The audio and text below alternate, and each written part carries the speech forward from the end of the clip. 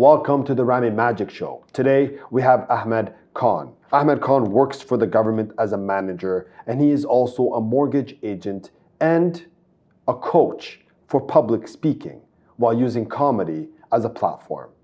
Thank you for joining us. Thanks for having me, Rami. This is a new setting. I like it. We don't have the table. I like it. It's a little more intimate. So I didn't know you were you coach public speaking. Yes. Yeah, you're a great speaker. I know that. Oh, thank you. And I know that you are a comedian. You do stand-up comedy, but to use public speaking, using comedy as a platform is interesting. So why don't you tell us a little bit more about Right. that? So I had taken my coaching certification a while back, and I organically just loved helping people. I think it helps me grow as well. It helps me get to that next level as well. And a lot of time, and I love comedy.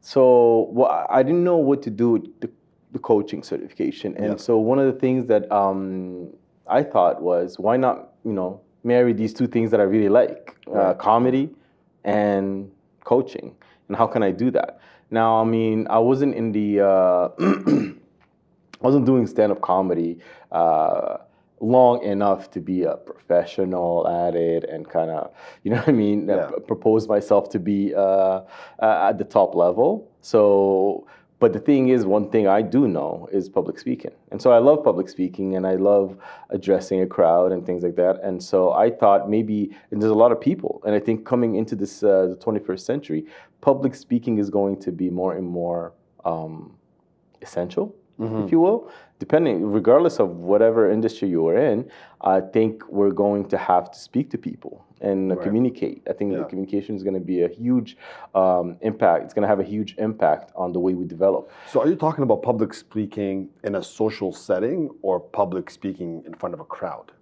Both.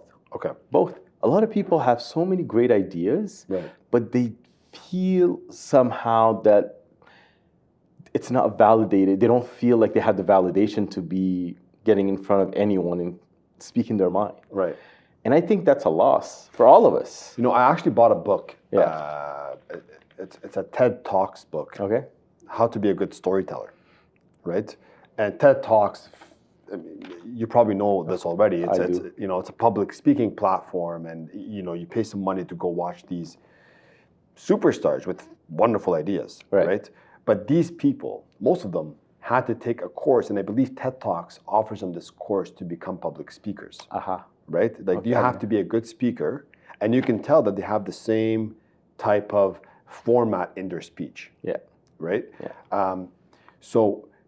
But to be a comedy, to take a risk and tell a joke that nobody could possibly laugh at, that takes a lot of guts. Okay, so that's funny you should say that, because I don't know, you've heard of people talk, even a lot of these TED Talks. In any speech that you've heard, I'm willing to bet that there was a comic relief in it. Yes, yeah. That is the key. Come to think of it, absolutely. Right? Yeah. So there's a little break where the crowd needs to laugh a little bit. I'm going to make you laugh a little bit. Yeah. Because this might be microbiology that I'm talking about. Even Elon Musk now adds a little bit of comedy. He used to be so boring to speak to. That's the thing. Yeah. What comedy does is that it undoes, how can I say it? It kind of crumbles the walls between us. And communication is a lot easier because it humanizes us. Yeah. Comedy humanizes us the same way a meal does. Because if we're eating together, people can actually, sharing a meal or sharing a laugh has a way of diffusing something within us to make ourselves a bit more vulnerable. And the more vulnerable we are, the more we're communicating. That's what I believe anyways. Right. So comedy, just coming back to the reason why I married these two things is that I said, well, having the guts to get in front of people and say, I'm going to make you laugh. You're right, it does take a lot of guts. But it also is a vocation. It's something that you just want to do, and it makes you feel great. Now, going back to my first time on stage, I remember, first of all, sweating bullets, nervous as hell, and it was a packed house too. And you have a great personality. Like Thank you. You're a good people person. I love people. So, but it's still like gut-wrenching to be on stage in front of all these people? The time I wanted to be on stage to the time I actually got on stage was years. It was a matter of years that I actually had. Time moves slow. Yes, time did move slow, and so. But once, like the 5 minutes before getting on stage, I actually left the club. I was at Absolute Comedy. I actually left the club. I went outside, and I just took a deep breath because it was a packed house. I was feeling queasy, but finally I got on stage. Palms are sweaty. Palms are sweaty. Like Eminem said it best, right? And I finally got on stage, and at this point you're kind of like, you're in the ride. You know, when you go to the amusement park or whatever, you're in the ride. You're strapped in. Yeah. You have nowhere to go. Exactly. You just gotta enjoy the ride. You gotta do it. Yeah. You just gotta do it. So at that point, I just said, okay, well, here goes. Here goes nothing. You think people noticed it was your first time? Yes. Okay. At first, yes. Was the crowd supportive? Absolutely. Okay. Oh yeah, absolutely. Because the thing is, nobody goes to the comedy club to just frown at comedians, or just, you want to go there to have a laugh. Absolutely, yeah. Like you're already primed to laugh. Yeah, you're having a few beers. Yeah, I miss those days. Man, remember those days? The BC era. I call it the BC era before COVID. But the thing is, we are primed to laugh. So when I got on stage, what happened in my head is I said my material, and the first thought that comes here is like, what the hell are you doing here? Like, get out of here. What are you doing? Like, is that fight or flight sense of, dude, get the hell off the stage. What are you doing? Like, because there's that little voice, right? That little nagging voice that always puts you down in your head. You're not a comedian. You're not a comedian. What are you doing? And I pushed through it, and then I got the first laugh from the crowd. Oh, bro, that's like a B12 shot in your jugular. Okay. Really? Eh? It's something like you know those little feelings you get, like if you're in a class or a social setting and you say a little joke that hits, and people ha ha ha. Yeah. It gives you some. It gives you a good feeling, right? At the very least, I'll say a good feeling. Yeah, it's like the group chats I'm in. It's like I say something, and if somebody laughs, I get excited. Yeah, there you go. You see the LOL, you're like, I got to you, right? Yeah. So multiply that by 1,000. That's what it is, because the feedback for comedy is immediate. Because people are right there in front of you. Oh, man. So it's immediate. Here's the thing, though. And one of my favorite comedians said it best. Who's that? Patrice O'Neill. Okay. I love Patrice O'Neill. I don't know if you know about Patrice O'Neill, but he passed away some years ago, but one of my favorites. Okay.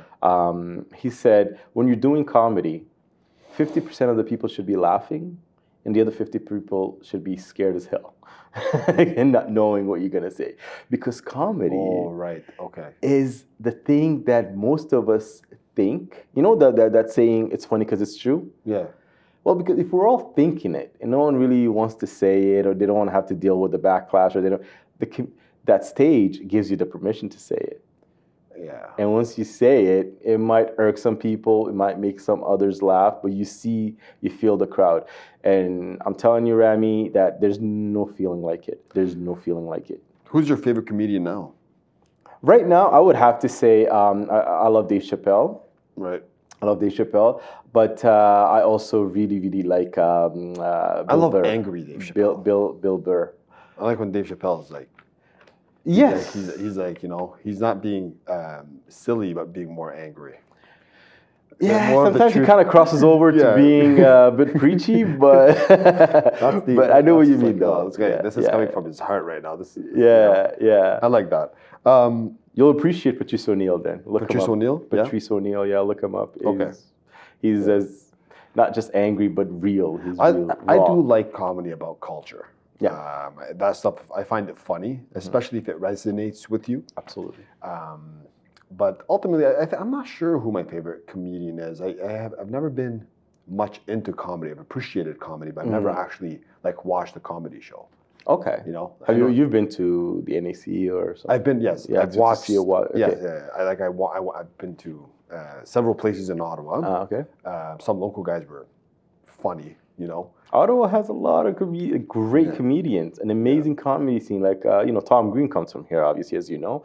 But the thing is, and maybe we'll get to that a little bit later, and one of the reasons why I started doing my own shows and putting up my own shows is because it was very hard kind of getting stage time in Ottawa's scene. So I decided, okay, well, why not just create a stage myself and get the comedians to come to me. And oh wow, okay, so you have your own stage. yes, so the New Nomad Comedy Club, it's called. The New Nomad Comedy Club. Where is it? Okay, so it is downtown Ottawa. Okay. It was, I should say. Yeah. I mean, obviously, right now it's not really happening, but it was starting to roll. Last year was when we launched, and it's right in the market. It's right in the market. Right in the market. Yeah, it's right in the market. I'm part of this club, so we just use the facilities there. Okay, cool. But yeah, it was amazing. It was going great, and that's one of the reasons why I started that. Is because there was really stage time was tight in Ottawa. A lot of comedians in Ottawa. So you're from French descent, right? Well, I mean, I speak French. Okay. But I'm Somali. Right. When you say descent, I mean I'm Somali, man. Is it Somali? In Djibouti. In Djibouti was a French colony. So right. Somali isn't? Somali, okay, so the northern Somali was an English colony, and southern Somali was Italian. So that's where the whole name Somalia comes from. It's Italia, Somalia. Yes, I've heard of that. Right. Yes. So Somalis though are in Ethiopia, in Kenya, in Djibouti, in Somalia. So they were all over the Horn of Africa. Right. So yeah. So it's kind of like being an Arab from Bahrain, but from this. I understand. That, yeah. Kind of okay. So English wasn't your first language, though, was it? No. I learned English here. I learned English when we immigrated I was 9 years old when we immigrated to Canada. That's tough. And we lived in Montreal because it's French. I came here when I was 5 years old, and sometimes I feel I can barely speak English. You know? You're very well. So it's like and you speak very good English. It's just there's a fear about public speaking. Yes. Especially if you have an accent. Okay. Yes. You don't seem to have an accent, but I feel like the accent comes if you are from a French descent. You have this like French accent. You mispronounce words. Okay. And that's my problem with speaking in general. Aha. Okay. Yeah. You don't have that problem. I love languages. I speak just as fluently in my native tongue, which is Somali. Can you write it? Somali? Yeah. Yeah, I can. I can write it, read it. You can write, read, and speak it. You can write, read French. Yeah. That's how I did all my studies was in French. Yeah. And then you can write, read English, obviously. Yes. That's brilliant. Yeah, and I mean, I always loved languages. Right. Languages, I think. I guess it's just me loving communication. Right. I kind of find it fun and funny the way words are pronounced, the way different people. And I grew up with a lot of like Haitian people, and the thing is, I spoke for a long time in Montreal. I spoke Creole, and oh really? Yeah, I don't have it anymore. I'm not going to pretend I do, but how close is Creole to Somali? It's not even close. Okay. No, well, it's Haitis and Caribbeans and Somali. Like you were speaking Creole is kind of. Well, Creole is French. It's like patois French. Okay. If you really think about it. But I was speaking it because I was immersed. All my friends were Haitian, right? I spoke a little bit of Arabic because all of my friends are Lebanese and we're speaking Arabic. So I just love languages and I love communicating. And I find it fun. I make it fun. So that's why I don't think. And a lot of people tell me I don't have an accent. I mean, in my head I do though. Like in my head I feel like I do, but it's fine if I'm not, I'm not coming across that way. Right. Yeah. But French was the first language that I spoke between the two official languages. Obviously, Somali was my native tongue, and that's what I was born in. When you do comedy, do you talk about things that bother you? Hell yeah. That's where you do it. Okay. That's exactly where you do it. Now, and not only that, but I also talk about my perspective on things. Right. So I'm this small Somali boy born in Djibouti, and 9 years old. I'm flown across the Atlantic, right, to come to this new world that I have nothing to compare it to. Yeah, exactly. Yeah, that's crazy, man. If you really think about it, that's crazy. And I'm at 9 years old. You have some you get things. You're not that you're not a baby, so you get things. Yeah. So I've just experienced two completely different ways of living life. I gotta talk about it somewhere. So that the whole immigrant. So use comedy as a platform. Of course, right. Because if I tickle you, you'll be People more receptive. need to know about me. Yeah, not me personally, but my experience. Right. Okay. I think the thing is, comedy also, I should say, humbles you. There's a lot of funny people. Funny is not really where you're going for. It's how well can you communicate your message? How well can you communicate your experience and make it funny? So anything can happen to us. You and me might be just walking down the street and someone can come up to us and something funny might just happen. I'll talk to you right away about it. I'll start making my perception and make it in a cartoon. Like my mind just goes into these different places where I'm gonna try and we'll obviously have a talk about it. We'll laugh about this situation, but I'll try and perfect the way I say it, where I place the words for you to laugh. So you do this instinctively. Instinctively. Yeah, almost my mind just goes there. I love doing that. I learned a lot about comedians listening to Joe Rogan. Yeah. Okay? And I know a lot of them will basically write scripts all the time. And some of them will just go up there and just talk. Okay. Like Kevin Hart would like write a script. He's very scripted. And he would spend 3, 4, 5, 6, 7 hours a day writing script and practicing and practicing and practicing.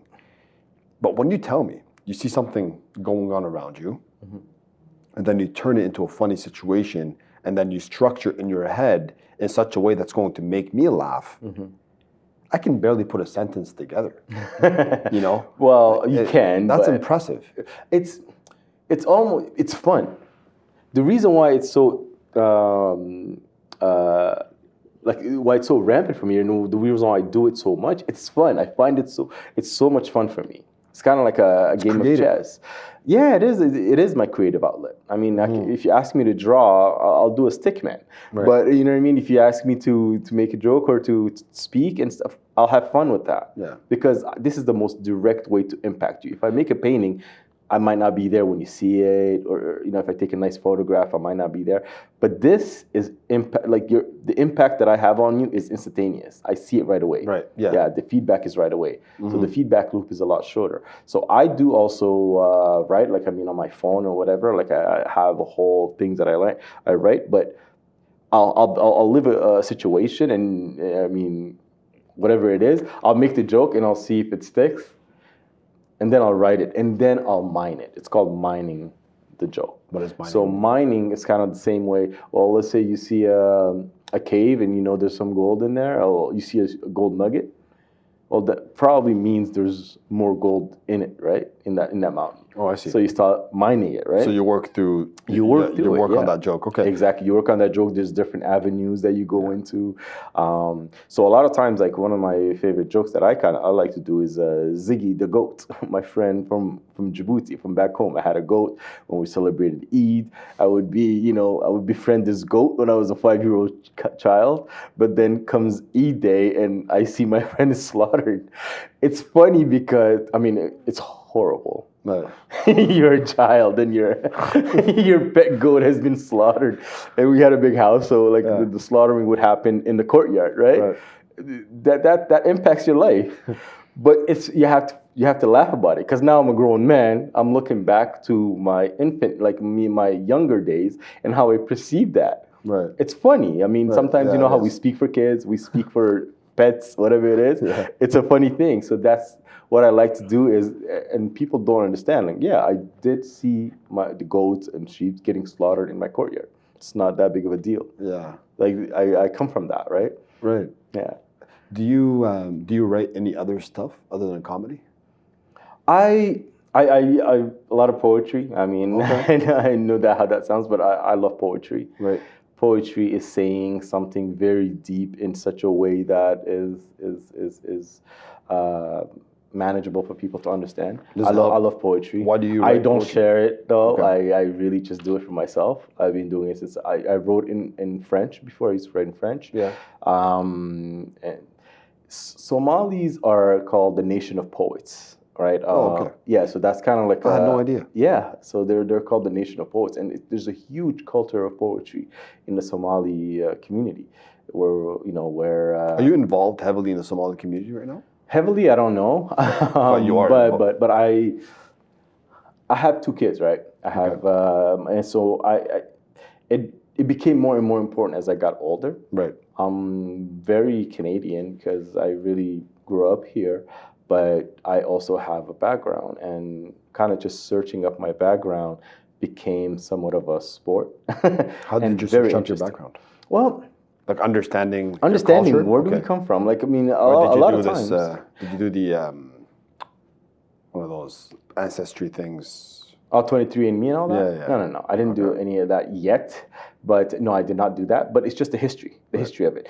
Because here's the thing, as an immigrant child, and maybe you can appreciate this, when you come to the new world, or to the West or whatnot, you get absorbed into the new world. Well, it is a new world for me. I feel like I'm playing Assassin's Creed. But like you kind of get absorbed into the culture that's around you. You're like, okay, what the hell's going on here? Oh, is this cool? That's not cool. You get so absorbed in learning about where you are that you really don't give any importance to where you came from. Right. You really don't. I mean, for me, anyways, I can speak for myself. That's very true. Yeah, you don't really think of where you came from, where your people came from, and all of that. But I'm very comfortable now. I'm very well adjusted, if you will, right? I know what's going on here. I grew up. Do you follow Somali politics? A little bit, but not too much. Okay. I mean, it seems like it's a lot of talking, not enough doing in my liking, and that it's a little bit disheartening sometimes. But no, it's not really the politics side. It's more the history side that I really enjoy. Okay. And so I kind of started delving into it and our connections with the pharaohs and a lot of different things like that. So, like, how much has it helped you? Like, how much has writing poetry or writing comedy, does it help you just cope with the real world? Does it help you improve anything? Why do you do it? I'll share this quote that you probably heard 1,000 times. It said, for the people that feel, life is a tragedy, and for the people that think, life's a comedy. And to me, I do both. So sometimes you're feeling something, and sometimes it's disheartening. And writing poetry really is a great outlet to let that out and just put it on paper or talk. The same way when we talk, I can get some things off my chest. You can get things off your chest. It's an outlet. Comedy is great because a lot of the things that we see in this world are absurd. They're absurd, but we just kind of go along with it because it's how things are. And comedy gives me that outlet to kind of laugh at it and point and laugh. Right, yeah. So why do I do it? It's therapeutic, man. Of course it is. It's therapeutic. Yeah. I've read I've been into reading a lot about the war, the World War I, World War II. And one thing that each person had in common is that they write in a diary. Yes. And that's their outlet. They're putting their thoughts on paper. This is what happened today. This is what it made me feel. That's it. Now, it's almost like social media is that outlet. So social media is becoming a diary. You can, if you're friends with somebody, you can go on their social media page and you can basically find out, maybe 50, 60% of who they are as a person if you don't know them personally. So it's... That is if they're real. About what they post, right? Yeah. And that's why I said 50, 60%, because you can sort of like, you can figure it out if you're really interested. But back in the day, nobody reads that diary. No. So it's real. Yeah. Right? This diary is for myself. I'm just putting my thoughts on paper. I'll never go back and read it. Yeah. Until they croak. True. And then somebody reads it. It's like, holy. This guy's going through something where he went through something where this is what he thought. This is what he thought about me. Yeah. Well, the famous diary is that diary of Anne Frank, right? I don't think Anne Frank wanted anyone to read that diary. Now it's a book. I laugh about that, but it's kind of like it's a very intimate way of kind of pouring yours.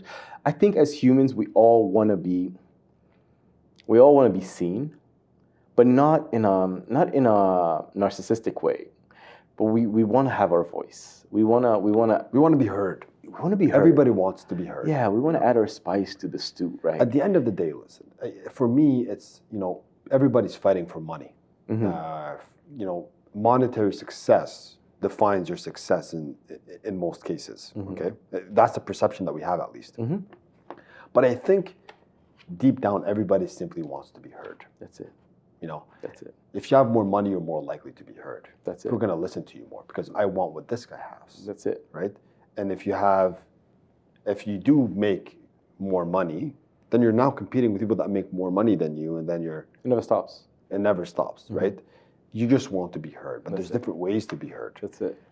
And social media gave people that outlet to be heard, right?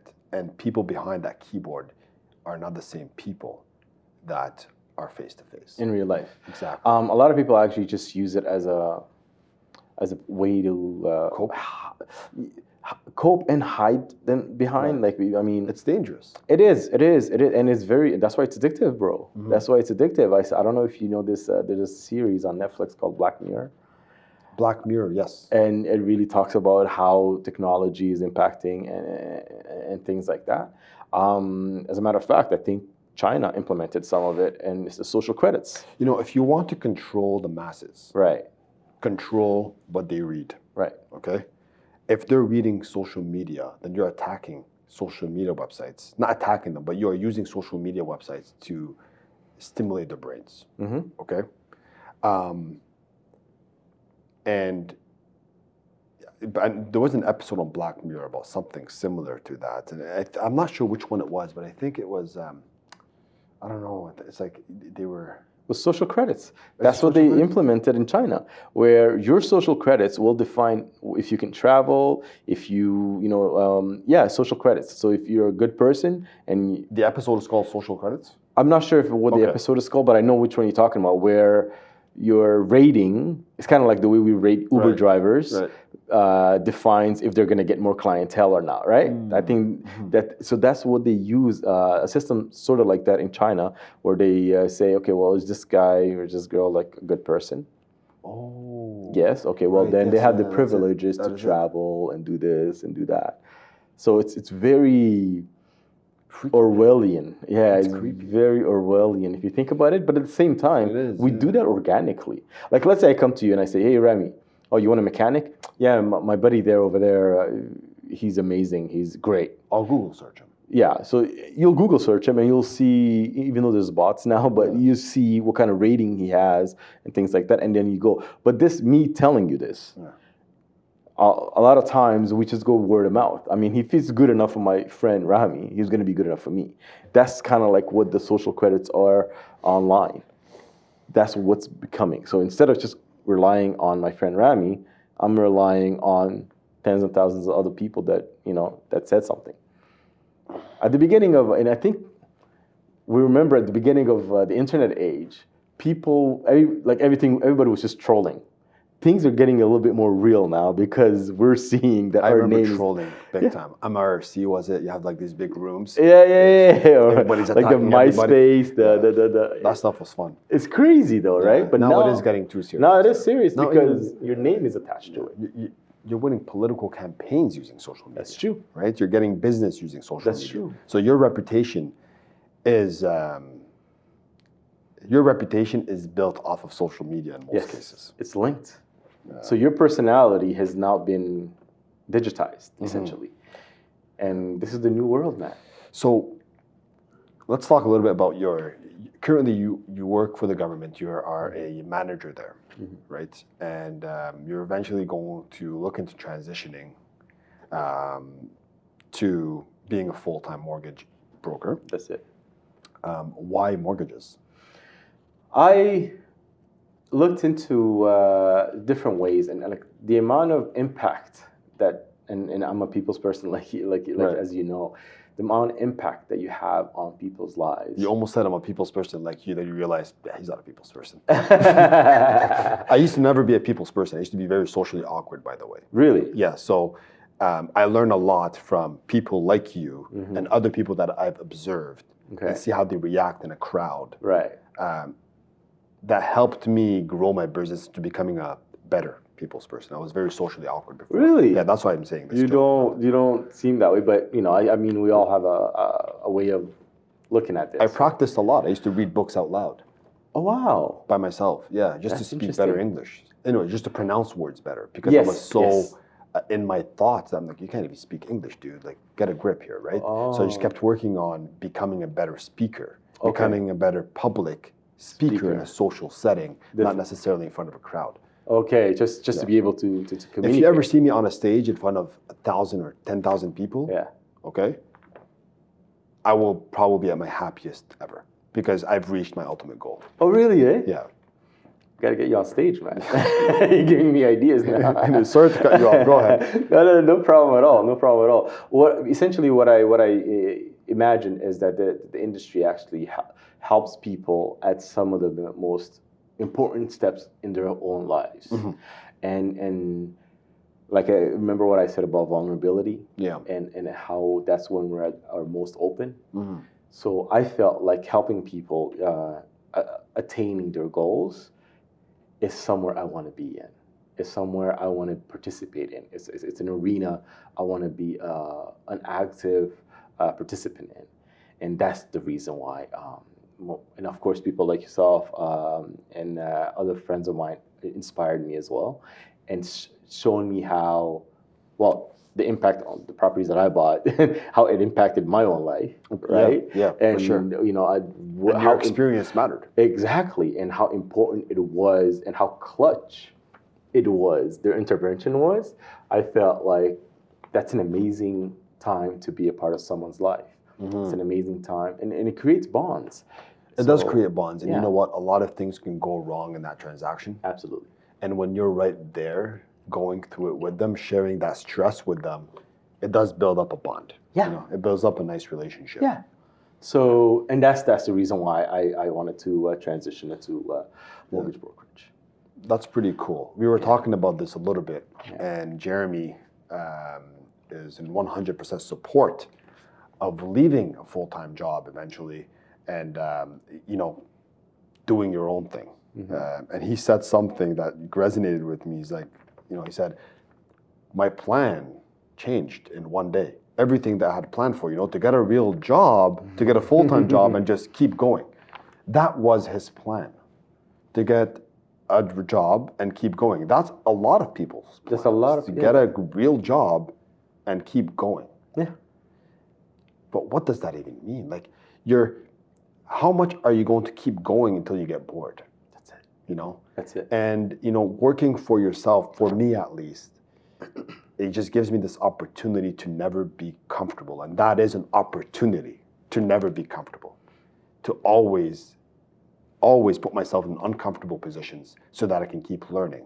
And growing. Exactly. Outside of your comfort zone, that's where you grow. Yeah. If you're within your comfort zone, you're never growing. You're not growing, really. You're sustaining something and that's the thing. But this question that you asked is very important in the 21st century, because humanity has never really asked that question before. Before it was, hey, go mend the fields, get something to eat, go to sleep, do it all over again tomorrow. Don't talk too much. Don't think too much.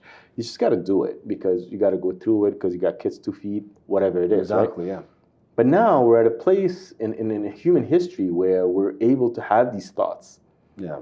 And people are kind of like in a shy way coming out of their shells and, well, you know what? I want more. Is that okay? Is it okay to say that? Is it okay to say that I want more out of this journey called life? And when you say more, it's not about money. It's about I want more experiences. Yes. I want a journey. I want something to fight for, something to work towards. That's it. And one of the things I always kind of do for my kids is that I like to buy them experiences as opposed to things, right? Yeah. Seriously, dude. Like I still get them things because they're kids. I just got them the PS5. I'm telling you, man. After 2 weeks, it's not. Yeah. It's just another thing. Yeah. And so they kind of get over it. And that's the newest, latest, greatest, whatever. So I was talking to my 4-year-old son about this, and he wants to download this new game on the iPad. Okay. And I tell him, you know, Isaac, listen, you have enough games on the iPad. Let's do something. Yeah. He's like, well, doing something on the iPad is doing something. I'm like, we should really focus on, you know, better experiences instead of materialistic stuff, right? Yeah. So I'm trying to say it in a 4-year-old terms, of course, right? And then he says to me, he's like, well, what does experience mean? I tell him it's a feeling. It's a feeling you get when you're doing something that you like doing. He's like, well, I like playing this game on the iPad. For him, so I want that experience. It is very simple. Yeah. It's cool. It's almost like but you want to kids go are a back whole to lot that more simplistic lifestyle. intelligent than we give them credit for. 100%, and that's the thing. I think in a lot of ways we're getting back in tune with our kids' selves. Like a lot of times we kind of forget who that child, Ahmed was, a child Rami was. Like that child had ways of seeing life. I liked running. I liked climbing trees. I liked playing with the ball and all that stuff. And it's important kick rocks. To keep doing that. Exactly. It's just now doing that, and as mature men, it seems like we need somehow some validation that lets us be that. But more and more, what's happening is people are saying, "No, I don't need anyone's validation. Exactly. I'm going to live this thing the way I think I should live it, which is absorb as much as possible and experience as much as possible." I love seeing people, even when I'm driving, just standing at the, or like watching them in their car dancing or walking on the street singing. I love that stuff. That's amazing, isn't it? People are weird. We're weird. We're just, it's okay. Like, take in, like, you just play your weirdness. Just soak it in, what's the word I'm trying to use? Just anyway, accept that you're accept your uniqueness, right? And the funny thing is, the way we've been fooled, I think a lot of times, is that we think there's this ideal normalcy that we should all appeal to. Yeah. Nobody's normal. To be socially accepted. Yeah, and I don't know why we continue playing that game, but I think more and more, and I'm an optimist, I think people are kind of waking up from that. People are seeing... That's a good thing. No, it's an amazing thing, because now we get to see all these different spices. But there's a lot of reasons why people are like that. Because you are told from a young age, don't put your shoulders on the table. Don't speak with your mouth. Don't eat with your mouth open. Okay. These are kind social of the things. Norms, social norms. Now, obviously, listen, I wouldn't want to sit next to somebody that's eating with their mouth open. Of course. Right. So you have to be considerate of the people around you. Of course. But there's a lot of freedom between my freedom and your freedom. Like, my freedom stops when yours starts, right? Yeah. But there's a huge range that we have stifled, I think, over the years of humanity. I think freedom is the ultimate key to happiness. Yeah. Now we're seeing multi-millionaires skateboarding, in whatever, like in San Francisco, and just skateboarding and having khakis and Vans on. And this guy is a multi-millionaire. So we're kind of changing the way people perceive success. Yeah. Success to me is living life the way you see fit, within the reason, and not obviously irking anyone else, right? But actually fulfilling your experience is the way you see fit. Like, you see these company CEOs now, and I'm not talking about the CEOs, like the ones that actually build this company from scratch all the way to the top. They're doing presentations with a T-shirt. Yeah. It wasn't like that in the past. No. Bill Gates would be in a three-piece suit every single time. But now he's got a polo shirt and a Levi's on. But Bill Gates, there's actually a documentary about him on Netflix. And he does this thing called, so he's a huge reader. He reads all the time, okay? And most successful people read all the time. Exactly, I was going to say, yeah. They read just a lot more than the average person. And he has this thing called the Think Week, where he would just go to a cabin for a week, no phone, and he would just read. That's it. I've tried that for a few days, where I just rented a cabin, and I did some reading. But what I did, and what really freed me up, is I just went out for a jog in the middle of the woods, right? And I tried to climb a tree. Did I climb the tree? No, but I tried. I became a kid for that moment. I felt free. I became a kid again. That's it. You're in tune with nature. Exactly. Like I do that, and I do a lot of camping and cottaging with my kids, right? And one of the things that how old are your kids? Sadiq is just turned 14 actually. Okay. And Tariq is 11.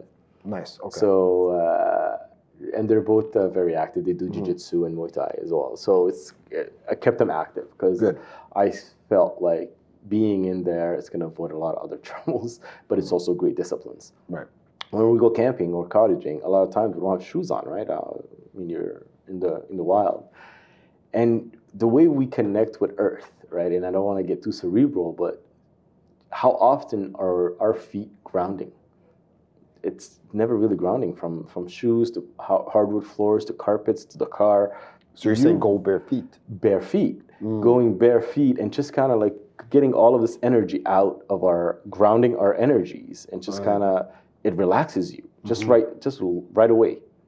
And you kind of think, how often do I actually do this? Because I might be bare feet in the house, but I'm on hardwood floors. I'm on, you know what I mean, whatever. The problem is, in today's world, you just don't know who threw a broken bottle of beer on the floor. True, yeah. And I'm not advocating to go bare feet in the streets. But that's the problem, unfortunately, you know. And I would love to do that. I have done it in my backyard. Backyard, yeah, or front yard or whatnot. But, and what I'm saying is, it doesn't have to be done every day either. But when we go camping or we're in the wild, and I do that, I honestly instantaneously feel all of the, you know, pent-up energies just kind of dissipate. Maybe that's why it's so relaxing to be on just like sand. That's what I was getting at. That's it. Okay. Just dipping your feet in sand and I mean, we're getting very cerebral, but I think that those things are things that we can now afford to think about. Whereas before it was, hey, it's your 9 to 5 and let's go, right? How old were your kids when you started putting them in? Both of them were 4 years old. 4? Yeah, okay. Since they were 4. Like, you see, that's the problem right now with this pandemic, is that you can't put these kids in these things anymore. You can't get them ready. You can't get them started. It's so bad. I was thinking, how are we going to look back if we ever get to that point in this time, right? In this pandemic. A lot of people strived, a lot of people depressed, a lot of people, it affected us in so many different ways. And I don't think it's any different. I mean, it sucks, let's be honest, it sucks, but it hasn't really changed the way we should respond to adversity. Some people are rising to the occasion. Yeah. Some people are rising to the occasion. A lot of people are making a lot of money in the stock market, but I mean, people are still running and going for a run and doing some exercise and having a lot of people that have taken the opportunity to reset. To reset. Yeah. We've learned, like, we're cooking meals now. Yeah, but reset means getting started again, and you just want to get started again, you know? I know. I mean, I was having this conversation with Sadiq, actually, and he competes, right? He actually got some medals. He's nice. He loves competing. And it's like, Baba, when am I going to compete again? I really... And he's itching for it. Of course. He's itching for that. There's something about competing. Yeah, definitely. And what it does for kids, and in terms of like my approach to fatherhood, at least, right, is, first of all, the way I parent is really 2 ingredients are needed for being a parent. I think it's love and discipline. If I discipline you when you need to, and I love you, and you'll see the love within my discipline, it gives kids the confidence. I remember even as a child when my father gave me a word of encouragement, I was on top of the world. Because you understand, especially I say the father because that's what I am, but I mean the mother as well. But in terms of the approach to parenting, when you give your kid the love and you show them the love within your discipline, and it gives them the confidence, like they're not afraid of anything. These kids are not afraid of anything. And that's the thing, trying to pull the fear out of them so they can be real with themselves within the limits that you've set, because they still need that discipline. They still... At the same time, you also need to keep that patience. Your kid is not going to, patience, not patient with when they're acting out, but patient when they're not at the level you want them to be already, you know. And I think a lot of parents are so hard on their kids because they're not that superstar hockey player they expected them to be. Be patient. Let them figure it out, you know. Yeah, as a parent, that's something that a lot of times what we do is we try to correct our parents' mistakes through our parenting. Yeah. And a lot of times what we do also is that we try to live our dreams through our kids. And these are all like potholes that we have to avoid. We really need to avoid that. So because my 2 kids are very different. Sadiq is very stoic, and Tariq is more of an artist. He loves rapping, and he does Muay Thai. And so he's very, very artistic, right? And so the way they think about things is very different. I have to adapt to each of them but give them the exact same approach and say, no, you still need the discipline and you still need the love. Now, patience, I let myself down. So I can't expect another human being to live up to my expectations, right? I sometimes don't live up to my own expectations. So how can I now, I think I'm just setting up myself up for failure if I do that. And so patience obviously is very important. You need to be patient. Do you read? Yes. What's your go-to book? Well, not your go-to My book, go-to but what book book would you recommend? The one that I always speak out about is Paulo Coelho's The Alchemist? No. My God, I can't believe I'm blanking out on this. The Alchemist. The Alchemist. Yeah. Oh, is that what you said? Yeah. See, I was also in my head. I didn't even hear what you said. The Alchemist. Yeah. Yes, The Alchemist. That's a great book. That's the one that I've read when I was a kid. Mm-hmm. I've read again when I was in high school, university, and as an adult. Last time I read it was last summer. The Alchemist is sort of like one of those books that it's a reminder. Yeah. It's a reminder, and you've read it, I take it? Yeah. And the whole crux of it is that what you're looking for is right underneath your feet, but you need to work for it. You still need to go to Egypt and come back to understand that it was here the whole time. And so the message is so powerful to me. And the way it was written is obviously amazing. But The Alchemist is the one that I'm making my kids read right now. Oh, nice. Yeah. Because reading those books and talking about it, it gives more depth to our relationship, right? It gives more depth to the way we communicate. What keeps you up at night? Honestly, the future of my kids really does. So in a way, and that has a lot of connotations. If I don't get if I don't try and aim and get to where I need to get to, what kind of example am I for my kids? And I think as a father, that will always kind of plague us, and that's always going to. I want to be an example for them without, and to encourage them to find their own way. But have I found my own way? Have I actually gave it an honest shot in finding my own way? That's where that's what keeps me up. Think about it. It's not. I mean, all of the. I can relate to that. Right. Yeah. It's kind of like, am I doing the best that I can and be the best person, the best version of myself, and to give my kids that aspiration to actually not just talk the talk, but have I walked the walk? I don't think I have, and I don't think I'll ever be satisfied, and I think that's the goal. But striving for it and what's the next move and all that, that's what keeps me up at night. This has been real. Thanks, man. It has, man. Thanks for coming. For having me. I really think a lot of people will take and soak this in and learn a lot from this conversation. And as soon as we open back up, I want you to come to the comedy club. Oh yeah, I can't wait for that. We'll have some laughs. Yeah. Thanks, Ahmed. Thanks for having me, Rami.